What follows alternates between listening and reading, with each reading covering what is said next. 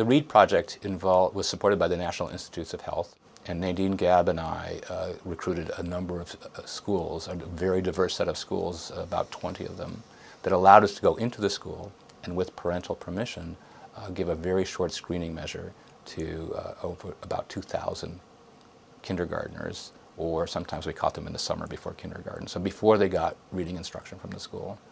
And our goal was to understand, if we gave these kind of short measures and then looked at some children more in depth, could we understand who would go on to become a poor reader by the end of second grade, where it's pretty clear if somebody is doing well at reading or struggling. And what we found is that standard measures that are well known now in terms of testing of phonological awareness and rapid naming were very good at telling you who would go on to be a good reader, nearly perfect. And we're pretty good at telling you who would go on to be a poor reader, but not good enough. So for all the children who are identified as being at high risk for poor reading, about half of them went on to become poor readers, and about half of them went on to become satisfactory readers.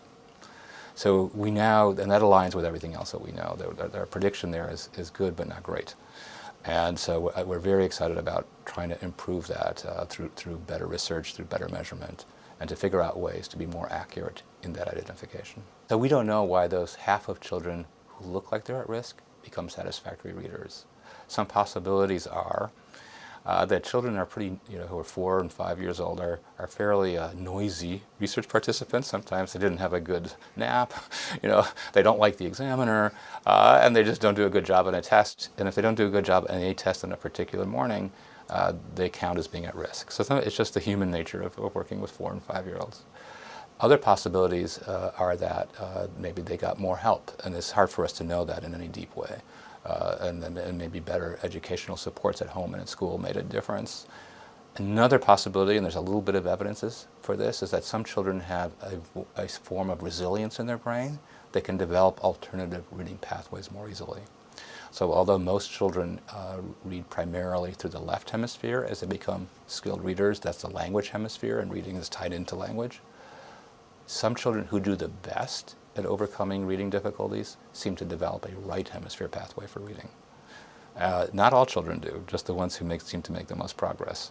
So it might be in some children a sort of backup alternative pathway that they can build on, that they can be resilient with. They don't become necessarily the best readers, but they can become quite good readers. And if they're good enough, it allows the rest of their potential to be expressed, even in literature, but also in science and math and history and everything else where text is part of learning.